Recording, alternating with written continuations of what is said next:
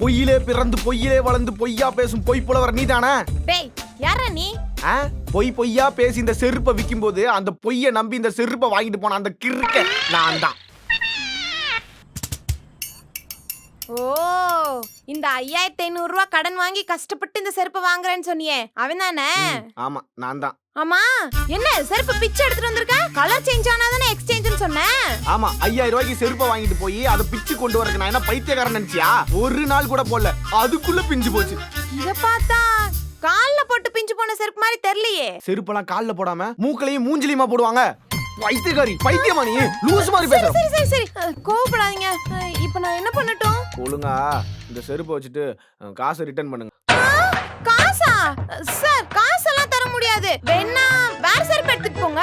ஆமா, நீ ஆல்ரெடி கொடுத்த செருப்பே நல்லா கிளு கிளு கிளுன்னு தான் இருக்கு. இதுல புது செருப்பு வேற கொடுக்குறியாக்கும். இங்க பாரு, ஒழுங்கா காசை கொடுத்துரு.